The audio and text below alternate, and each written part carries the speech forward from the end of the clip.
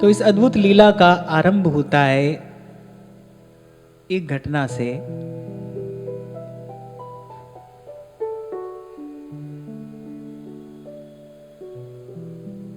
जब श्री गरुड़ जी आकर श्री रघुनाथ जी को नागपाश से मुक्त करते हैं।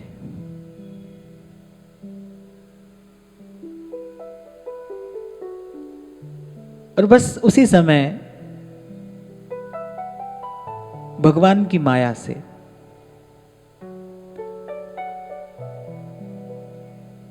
मन में एक विचार उत्पन्न होता है। व्यापक ब्रह्म बिरज बागीसा माया मोह पार परमीसा सो अवतार सुने हूँ जग माही देखें सो प्रभाव कछु नाहि।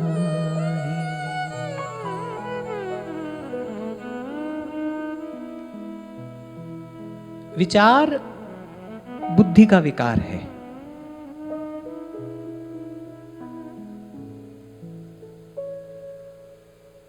अच्छा, विकार का अर्थ भी केवल नकारात्मक ही नहीं होता। जैसे दही जो है वो दूध का विकार है, तो ऐसे जो विचार है वो बुद्धि का विकार है। और परमात्मा का, प्रभु का स्वरूप बुद्धि से अतीत है। जब जब आप बुद्धि से समझने का प्रयास करेंगे तब तब भूल होगी। परिणाम क्या होगा? आप भटक जाएंगे। यहीं से इस घटना का आरंभ होता है। गरुड़ जी के मन में विचार आया। वो ज्ञान स्वरूप हैं। वो कह रहे व्यापक ब्रह्म बिरज बागीसा, जो व्यापक हैं, परात्पर परब्रह्म हैं, और माया और मोह से पार हैं। मैंने तो सुना था कि श्री राम वही हैं, उन्हीं का संसार में अवतार हुआ है। सो अवतार सुने हूं जग माही,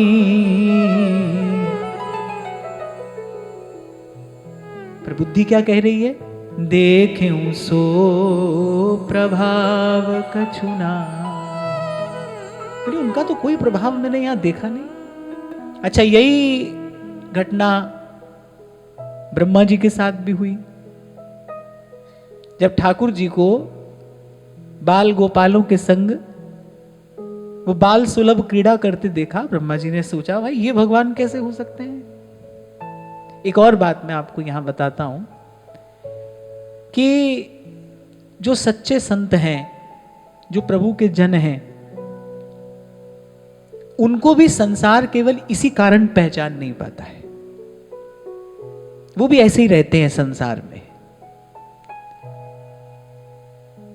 अंग्रेजी की एक कहावत है, A genius can be recognized by its childlike innocence.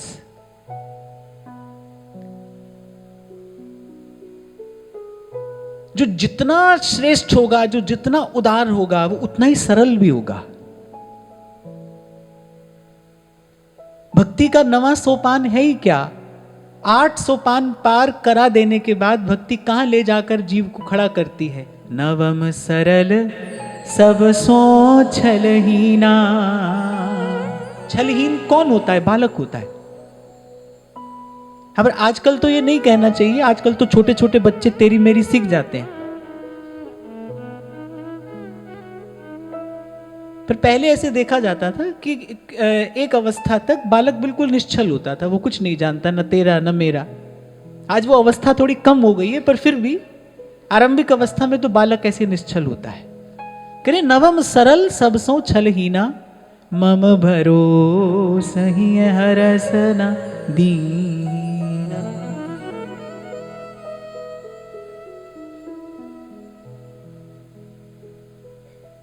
ऐसे संत भी छिपे रहते हैं संसार में, उनकी चेष्टा को पहचान नहीं पाता है। महाप्रभु सुधा निधि में संकेत करते हैं ना, रहस्य तद्यस्य स्थितिरपि न साधारण गति।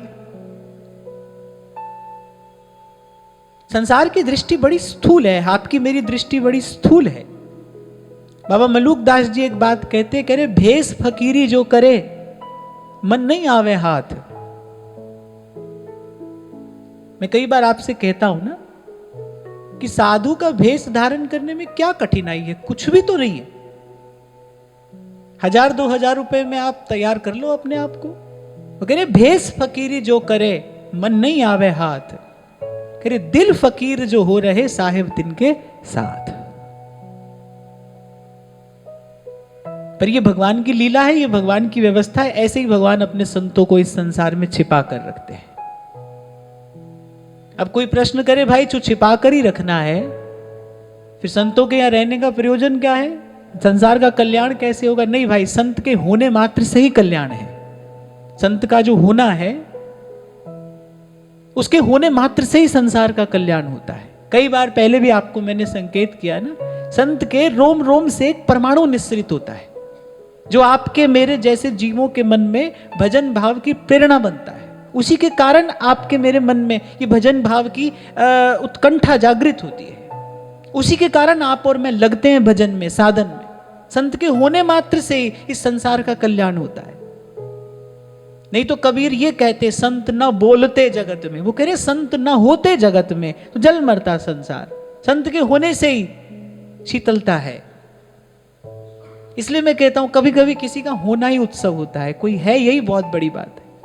आप अपने घर में ही देखो, घर में जब कोई बड़ा बूढ़ा होता है ना, वो कोई काम ना करे,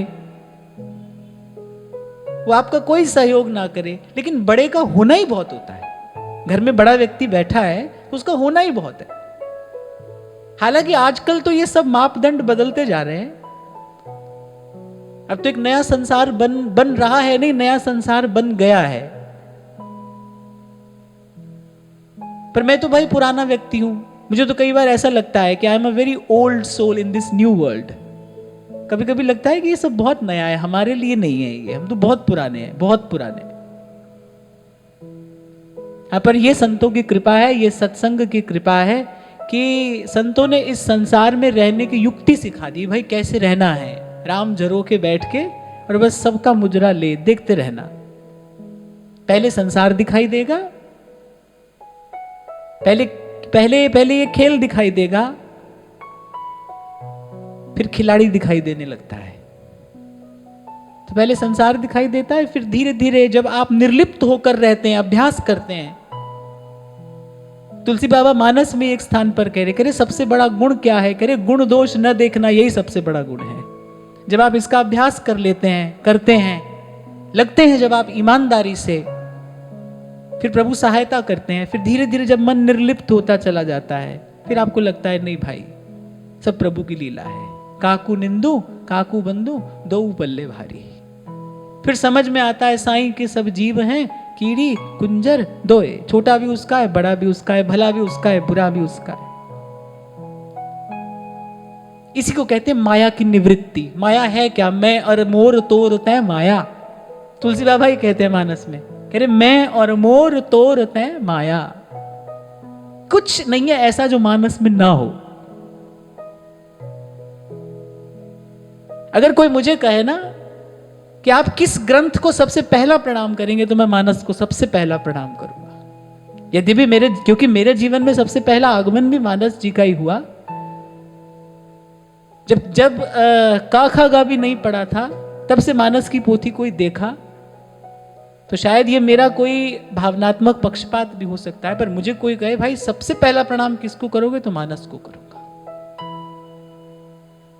मेरी तो बड़ी इच्छा है, अब पता नहीं आपकी होगी कि नहीं होगी, मेरी तो बड़ी इच्छा है कि कभी ऐसा समय मुझे मिले और बिल्कुल आरंभ से लेकर और विश्राम तक राम कथा सुनाऊं। या तो सुनूं या सुनाऊं, दोनों ही इच्छा है। सुनने की इच्छा भी है और सुनाने की इच्छा भी है। क्योंकि मैं तो सदा से यही कहता हूं ना भाई सुनने वाला मिल जाए तो सुनाइए, सुनाने वाला मिल जाए तो सुनिए, पर सुनते सुनाते रहिए, हरि की कथा सुनते सुनाते रहिए। एक एक शब्द वेद की ऋचा के समान है। जब कहते हैं ना तुलसी बाबा, मंगल करणी कलिमल हरणी, तुलसी कथा रघुनाथ की, मंगल करणी कलिमल हरणी। ये मंगल करणी है और कलिमल हरणी है, तुलसी कथा रघुनाथ की। मानस का अर्थ मान सरोवर भी होता है। मानस का अर्थ हमारा मन मानस भी है, मानस का अर्थ मान सरोवर भी है। और सरोवर के जैसे 4 किनारे होते हैं ना, तो ऐसे प्रयास करना, हम भी इसे मानस समझ कर ही, मानस जान कर ही, मानस मान कर ही इसका सेवन करें। एक किनारे पर महादेव मां भवानी को कथा सुना रहे हैं, एक कोने में काग भुसुंडी गरुड़ को सुना रहे हैं, एक कोने पर मैं आपको सुनाऊंगा और चौथे कोने पर आप अपने मन को सुनाना। इससे कथा पूर्ण होती है। तो ये महादेव से आता हुआ प्रसाद आपके मेरे मन तक पहुंचे, कान तक नहीं, केवल कान तक नहीं, ये कथा मन तक पहुंचे। महादेव मां भवानी को सुना रहे हैं, काग भुसुंडी गरुड़ से कह रहे हैं, तुलसी बाबा हमसे कह रहे हैं, हम अपने मन से कहें, मंगल करणी कलिमल हरणी।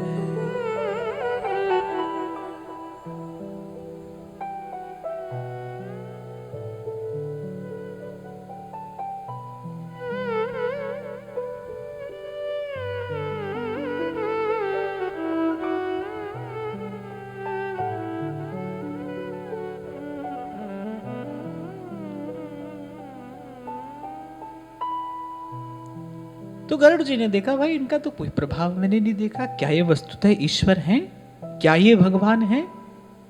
बस ऐसा विचार मन में आया, बस उथल पुथल मच गई। जैसी दृष्टि हटी प्रभु से, जैसी वो अपनी बुद्धि के व्यापार में पड़े, बस तैसे ही भीतर भयंकर उथल पुथल मच गई, व्याकुल हो गए गरुड़।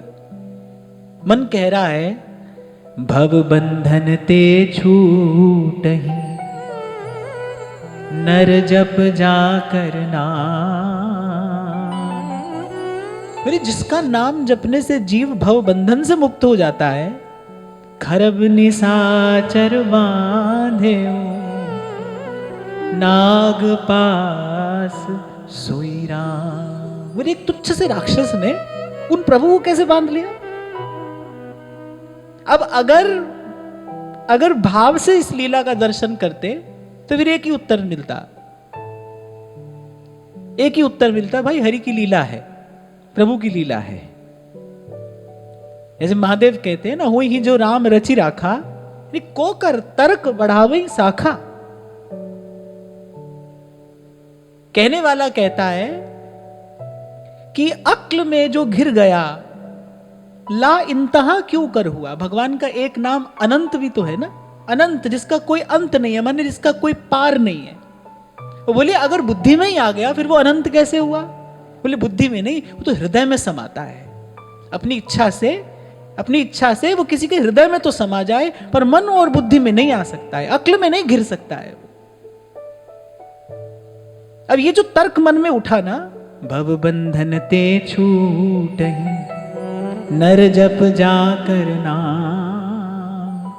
खरब निसाचर बांधे नाग पास सोई राम।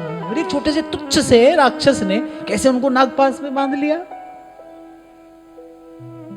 अच्छा, एक बात सदा ध्यान रखना, संशय का बस ऐसे ही एक बीज मन में पड़ेगा और वो देखते ही देखते वृक्ष बन जाएगा। देखते ही देखते। क्यों? आप अपने मन में उठे प्रश्न का उत्तर मन से ही दोगे।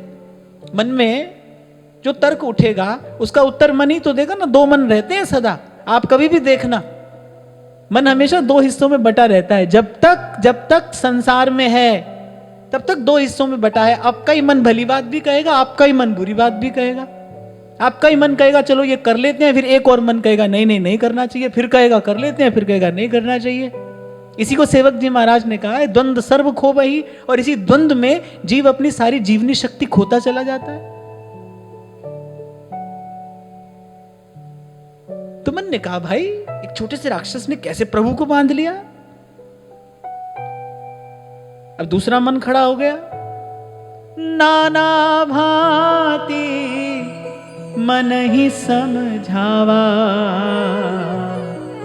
प्रगट न ज्ञान हृदय भ्रम छावा। अब गरुड़ जी क्या कर रहे थे? सेल्फ मेडिकेशन कर रहे थे। जैसे कभी कभी क्या होता है ना, कोई रोग हुआ हम अपने आप ही दवाई ले लेते हैं, कभी तो ठीक भी हो जाते हैं और कभी नहीं भी होते हैं। उल्टा होता क्या है, रोग और बढ़ जाता है। बस यही गरुड़ जी के साथ हुआ।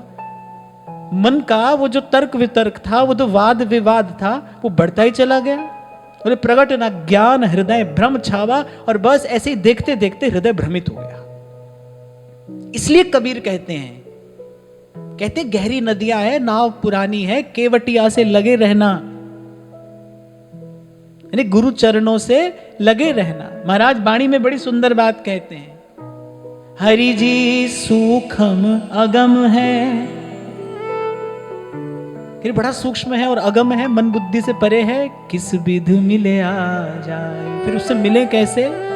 हरि जी सूक्ष्म अगम है, किस विध मिले आ जाए। कैसे मिले? फिर कहते हैं, गुरु के शब्द ब्रह्म कट्टिए, अचिंत बसै मन आवे। गुरु के शब्द से पहले भ्रम को काट दो, ज्ञान की कुठार से पहले इस भ्रम को समूल उच्छेद कर दो। कल यही तो मैं आपको कह रहा था, भाई क्यों नाचे संत गुरु के मिलने पर। गुरु के मिलने पर क्या प्रसाद पाया? कह रहे मन का संशय भागा, रास्ता दिखाई पड़ रहा है। जीवन भर, और एक जीवन भर नहीं, अनेक अनेक जन्म जीव को सदमार्ग ही तो नहीं मिलता। जो सीधा सच्चा मार्ग है वही तो नहीं मिलता चलने के लिए।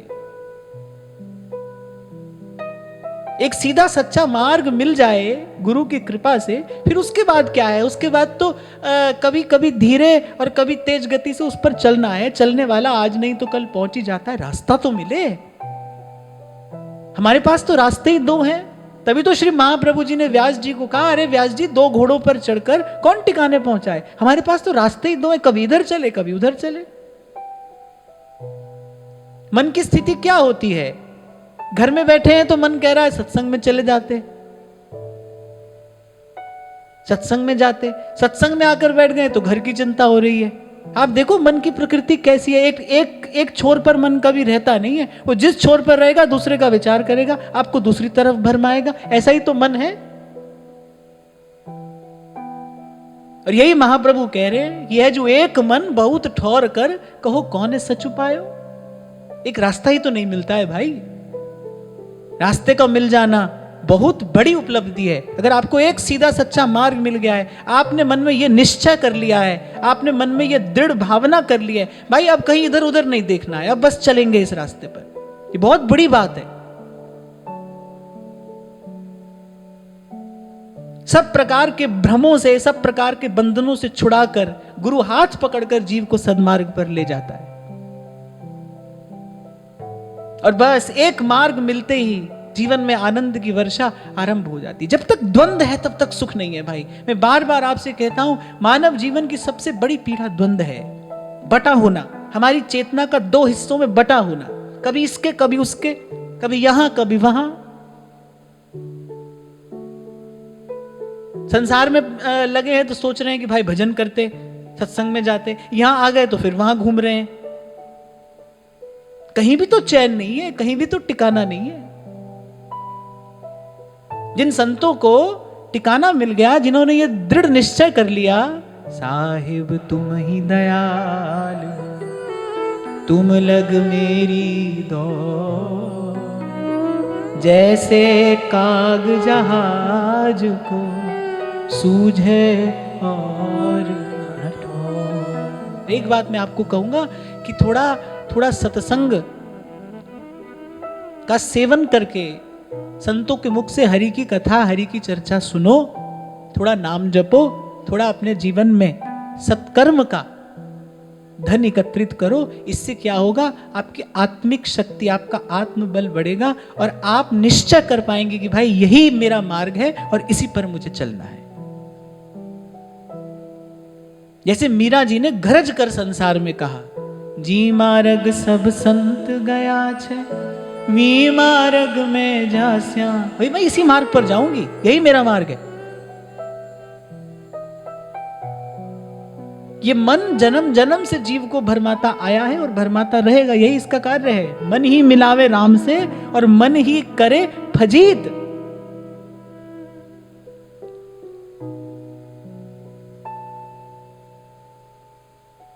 इसलिए सुनिए, संत की वाणी सुनिए। वो कह रहे हैं कि गुरु के शब्द भ्रम कट्टिए और अचिंत बसै मन आई, नहीं तो हरिजी सूखम अगम है, किस्मत मिले आ जाए। तो बड़ा सूक्ष्म मार्ग है, अगम है। अगम माने हमारी सामर्थ्य से परे है, हमारी पहुंच में नहीं है।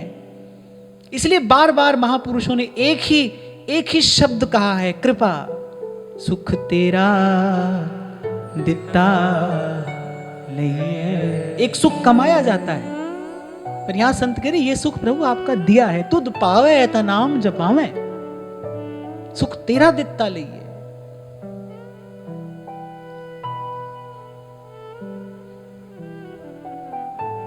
तो बस देखते ही देखते मन हाथ से निकल गया। अच्छा, एक बात का विचार करना, किसका मन है ये? गरुड़ जी का। भगवान के पार्षद हैं, वो ज्ञान स्वरूप हैं, फिर उनके मन की ये दशा हो गई, उनके मन की ये स्थिति हो गई, तो हमारी तो भाई क्या ही गिनती है। श्री महाप्रभु कह रहे ना, पारासर सुर इंद्र कलप कामिनी मन फंद्या, और कह रहे परे देह दुख द्वंद कौन क्रम काल निकंद्या। महाप्रभु जी कह रहे हैं कि भाई चाहे योगी हो या भोगी हो या रोगी हो, बोले कौन है जो भगवान की माया से बचाए? कौन है? करे कौन क्रम काल निकंद्या। कैसी भगवान की ये दुस्तर, ये दुरत्या माया है, किसी को भी नचाती है, किसी को भी नचा देती है। यहां पर मैं एक बात का विचार करता हूं कि देखो संतों की सामर्थ्य क्या है। जो माया ब्रह्मा शंकर को मोहित करती है, संत उसी को फटकार देते हैं। किसके बल पर? हरि के भजन के बल पर, प्रभु के चरणों के बल पर, प्रभु की कृपा के बल पर संत उसी माया को फटकार देते हैं। कल मैं आपको कह रहा था ना कि मलुकदास जी का बड़ा सुंदर पद है। वो कह रहे हैं, हमसे जिन लागे तू माया। आती है ना माया, संतों के पास आती है, भिन्न भिन्न भेष धर के आती है। कभी लोक मान्यता बनकर आती है, कभी धन संपत्ति बनकर आती है। ऐसे अलग अलग भेष धर के माया आती है संतों के पास। पर जो जागा रहेगा, देखो जो सोया है वो तो मृत के समान है, जो सो गया वो तो मरे समान है। मैं कहता हूं ना आपसे कि सोए हुए हाथी से जागती हुई चींटी की शक्ति अधिक होती है, क्योंकि वो जाग रही है। तो जो जागा रहता है, जो सावधान रहता है, जो साधक है, जो सजग है,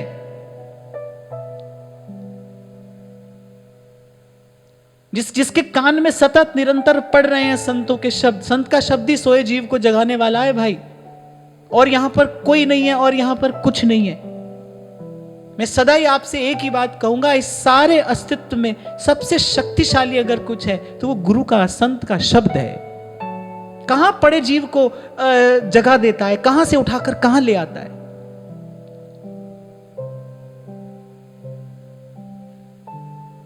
तो आती है माया, संतों के पास भी आती है। वो कह रहे हमसे जिन लागे तू माया, हमारे निकट मत आना।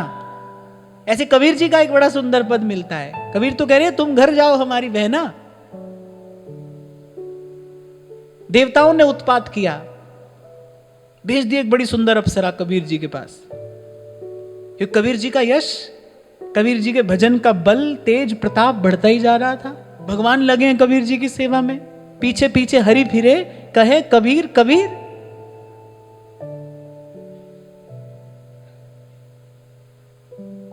जब अप्सरा आई तो कबीर जी का मन तो सदा लगा है अपने राम रमैया में। वो तो ताना बाना बुनते बुनते भी राम राम राम राम राम।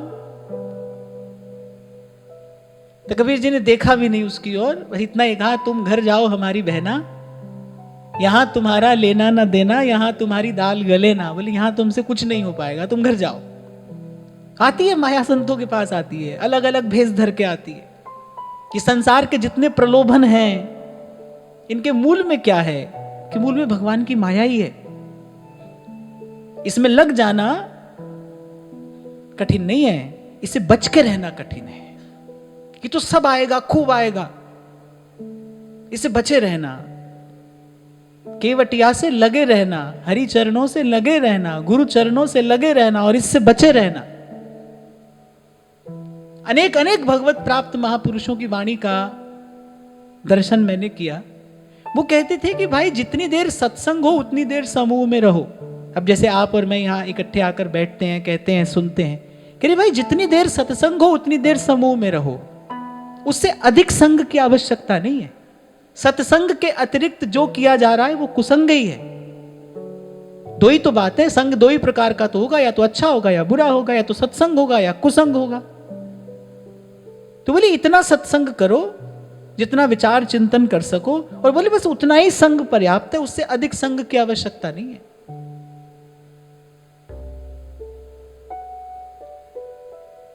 तो बाबा मलूकदास जी कह रहे हैं हमसे जिन लागे तू माया, कह रहे थोड़े से फिर बहुत हो गई। कह रहे थोड़ी सी आती है और देखते ही देखते बहुत हो जाती है। कह रहे थोड़े से फिर बहुत हो गई, और फिर डांट कर कह रहे हैं सुन पई है रघुराया, हमको रघुनाथ जी मिल गए हैं, हमें तुझसे कोई लेना देना नहीं है, हमको रघुनाथ जी मिल गए हैं। और प्रभु का मिलना अर्थात तन मन प्राणों का तृप्त हो जाना। यह लब्धवा पमान अमृतो भवति सिद्धो भवति तृप्तो भवति। वो कह रहे यज्ञात्वा मत्तो भवति स्तब्धो भवति आत्मा रामो भवति।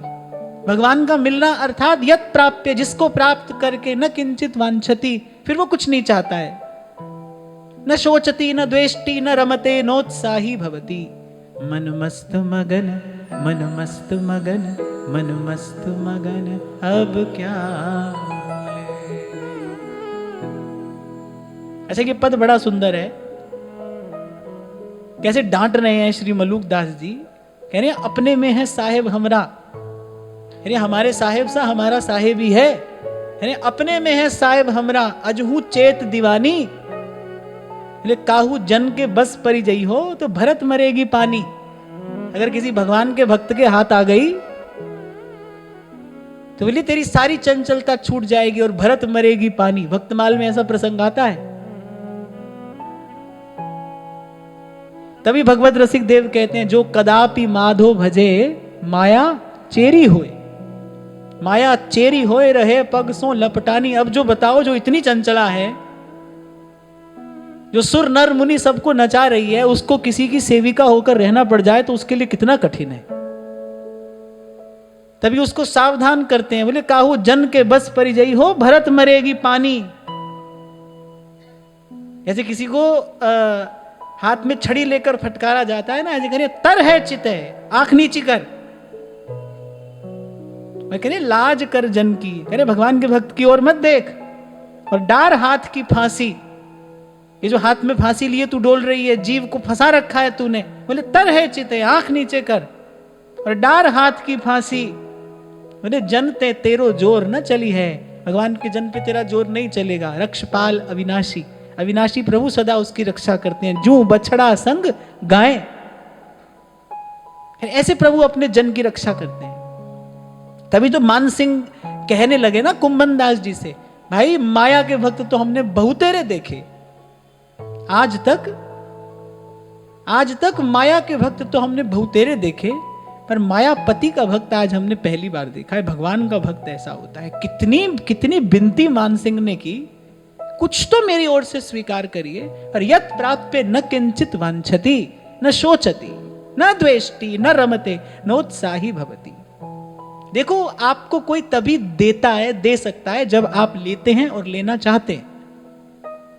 आपके लेने की इच्छा के बिना आपको कोई नहीं दे सकता है। जैसे हम लोग कह देते हैं ना, हम तो लेना नहीं चाहते थे, ऐसे ही वो आकर दे गए हमको। ना ना ना, अगर हम नहीं लेना चाहते तो हमको कोई नहीं दे सकता है। लेना चाहते हैं हम तो कोई देता है। हमारे लेने से ही किसी का देना पूरा होता है। ऐसे एक महात्मा थे, महात्मा तो नहीं कहना चाहिए, भेष महात्मा का ही था। अब उनके त्याग और वैराग्य की चर्चा दूर दूर तक होने लगी। और नहीं, हम कुछ नहीं लेते, हम कुछ नहीं लेते, हम नहीं लेंगे, हम नहीं लेंगे। अब आ रहे हैं सब लोग भेंट लेकर, सामान लेकर, नहीं, हम नहीं लेंगे, हम नहीं लेंगे। विपरीत के प्रति आकर्षण होता है, बड़ी स्वाभाविक सी बात है। अब घोर संसारी व्यक्ति जब किसी त्यागी वैरागी को देखता है ना, तो एक सहज आकर्षण होता है उसके प्रति। तो बहुत बड़े सेठ, बहुत सब साज सामान लेकर आ गए, धर दिया बाबा के सामने। अबे छोटी मोटी भेंट पूजा तो आज तक बहुत आ रही थी, बाबा ले भी नहीं रहे थे। अब ये भी सेठ जी थे, तो सोचा बोले लेते तो है नहीं, चलो सामने तो रख ही देंगे। अब कुटिया भर गई, वो तो सब इकट्ठा करके ले आए, सब सामान। अब जब सेठ जी ने धर दिया तो बाबा ने कहा, वैसे तो हम लेते नहीं है, पर अब तुम बहुत कह रहे हो तो ठीक है, छोड़ जाओ।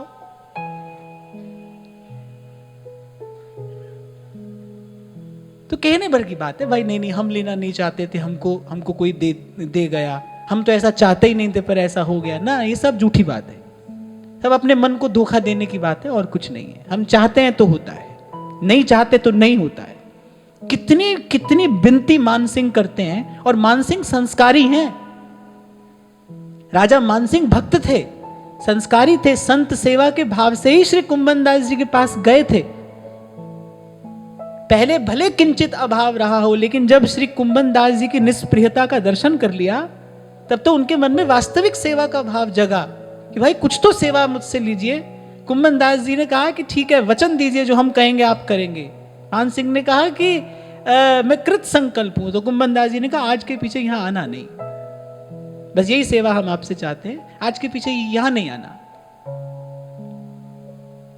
तब मानसिंह के नेत्र सजल हो गए, क्योंकि जब कुंभन दास जी की वो जो लौकिक दशा देखी ना, आप बताओ, जिनके घर में बैठने के लिए आसन नहीं है, सूखा फूस धरकर उस पर बैठे हैं, तिलक लगाने के लिए दर्पण की आवश्यकता है, पर घर में दर्पण नहीं है। आप देखो, जिस घर में ऐसी वस्तु नहीं है, वो कुंभन दास जी, उनका रोम रोम कैसा तृप्त है, कैसे छके हैं श्री गोवर्धन नाथ के रूप में, उनकी लीला रस में। कह रहे नहीं, कुछ चाहिए ही नहीं भाई, हमको कुछ चाहिए ही नहीं।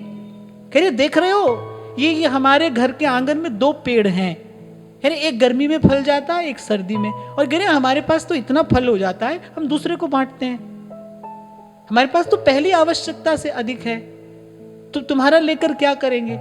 अंत में मानसिंह ने कहा, अच्छा एक दर्पण तो रख लो, आपको तिलक लगाने के काम आएगा। मिट्टी के पात्र में जल भरकर, और उसमें अपना प्रतिबिंब, अपनी परछाई देखकर तिलक लगा रहे हैं। तो कहा कि अच्छा एक दर्पण तो रख लो, ये आपके काम आ जाएगा। मणिजटित स्वर्ण का दर्पण। कुंभन दास जी हंसने लगे, बोले देखो तुम तो बुद्धिमान हो, हमारा मुख इसमें सुंदर लगेगा, ये शोभा देगा, हम अपने हाथ में लेकर अपना मुख इसमें देखें। अरे इतना सुंदर दर्पण है, ये तो श्री गोवर्धन नाथ के योग्य है, जाओ श्री जी बाबा की सेवा में निवेदन करो। तब थक गए मान सिंह, तब चरणों में पड़े, बोले मेरा सौभाग्य आज इतना है कि आज मैंने भगवान के भक्त का दर्शन किया है। कैसा भगवान का भक्त होता है, जिसका रक्षपाल अविनाशी, अविनाशी प्रभु सदा सदा सतत निरंतर जिसकी रक्षा करते हैं। और भाई हम तो एक और बात बड़ी विनम्रता पूर्वक आपको कहें, कोई ना सोचे कि मैं अपने बल से, मैं अपनी बुद्धि से भगवान की माया का पार पा जाऊंगा ना, कोई नहीं पा सकता है। रहा न काहू धीर सबके मन मन सिज हरे, जेहि राखे रघुबीर,